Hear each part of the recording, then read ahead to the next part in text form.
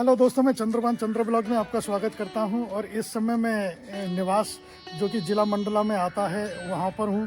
और आज मैंने निवास में स्टे किया था। जो मेरे मित्र हैं जो मेरे साथ चल रहे थे मोटरसाइकिल पर, वो अभी आराम से निकलेंगे। तो मैं अभी आगे चलता हूं, तो देखते हैं वो कहाँ में वापस मिल जाएंगे। और इस समय मैं यहाँ से 178 किलोमीटर की दूरी पर है अमरकंटक। तो हो सकता है मैं 2 दिन में या तीसरे दिन में वहाँ पहुँच जाऊँगा। तो बने रहिए मेरे साथ इस नर्मदा परिक्रमा में। और ये मेरी साइकिल तैयार है, सारा सामान लोड हो चुका है। तो ये भैया जी हैं, इनके यहाँ सोनू नाम है, सोनू साहू जी हैं। इनके यहाँ आज मैं रुका हुआ था। ये उन्हीं के मित्र हैं जो मेरे साथ मोटरसाइकिल पर चल रहे, उनके रिलेशन में हैं। तो मैं इनके यहाँ रुका हुआ हूँ। तो चलते हैं नर्मदे हार।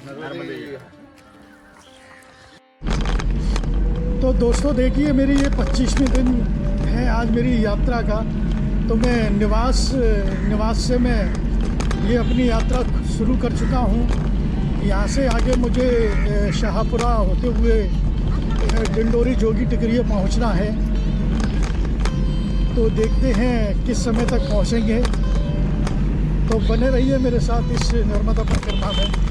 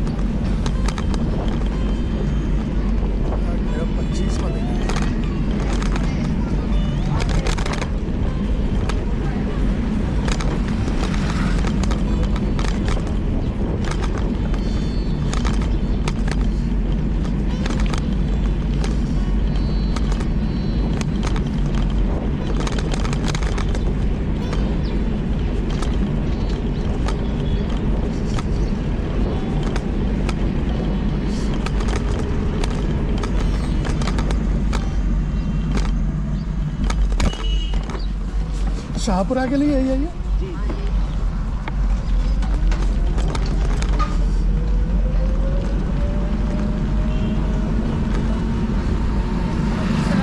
दोस्तों सुबह इस समय 8:15 बज रहे हैं और अभी मार्केट पूरी तरह से बंद है।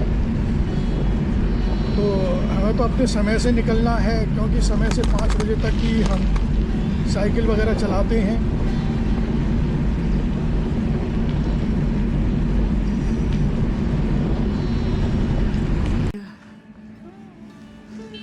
और ये पूरा इधर से हम आए थे, तो देखिए कितना ढलान है। दोस्तों देखिए, यहाँ से जब हम बिछिया से निकले हैं तो करीब 3-4 किलोमीटर आगे जाके ये घाट सेक्शन आ गया है। इधर खड़ी चढ़ाई है, तो हमें पैदल साइकिल लेकर के जाना पड़ रहा है। मैं दिखाता हूँ, देखिए कहाँ से हम आए हैं और किस तरह से चढ़ाई है।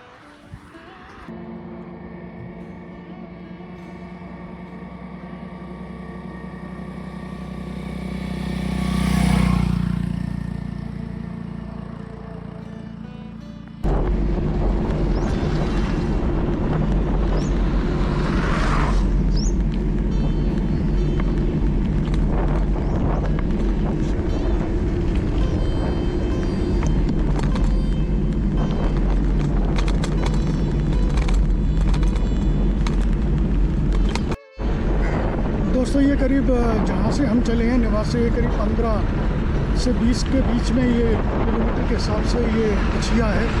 तो इस समय हम बिछिया आ चुके हैं। ये एक अच्छा खासा कस्बा है। यहाँ से शाहपुरा रह गया है। क्या कर रहे हो? शाहपुरा यहाँ से रह गया है 18 किलोमीटर।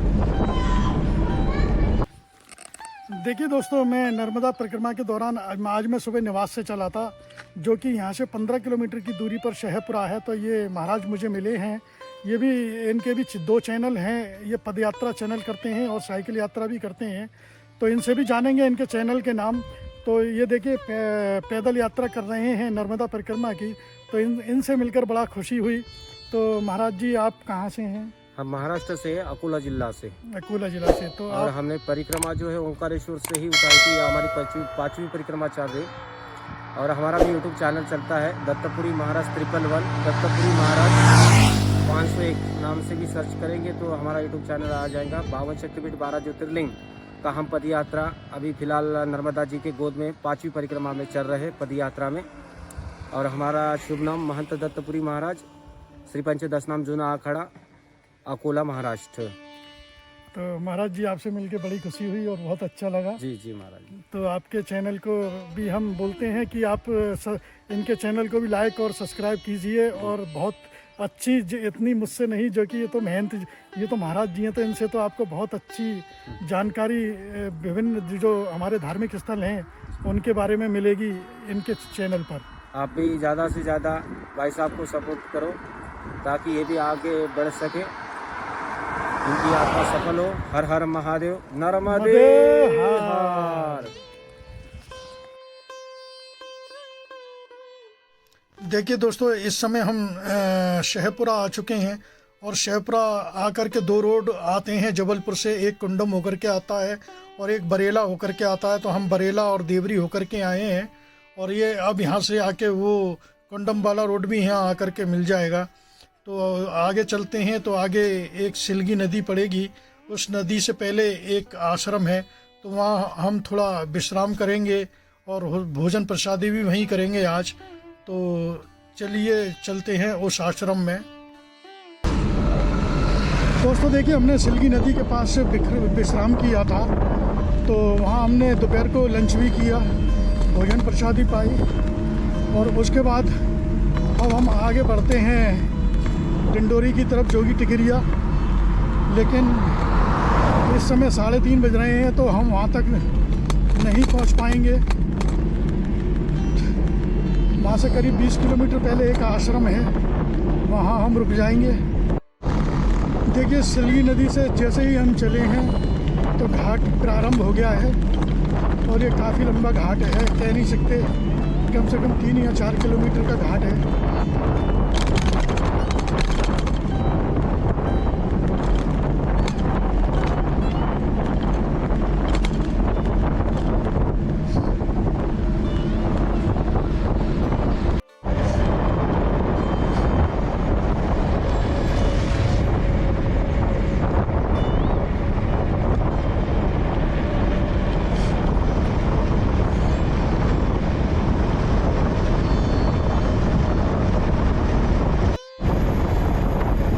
दोस्तों देखिए, अब यहाँ से हमें करीब 3-4 किलोमीटर का ढलान मिलेगा।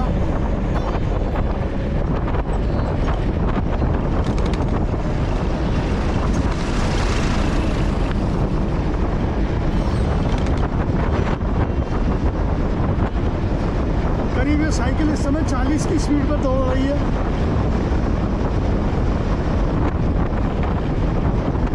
ये देखिए, ये 5-6 औरतें ही औरतें हैं जो पैदल नर्मदा परिक्रमा कर रही हैं।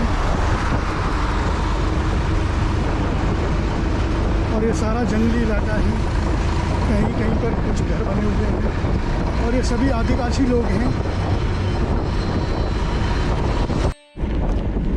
देखिए दोस्तों, रोड यहाँ पर जो है ऊपर नीचे इस तरह से है। तो चढ़ाई पर तो जान निकलती है, लेकिन जब ढलान आता है तो अच्छा लगता है।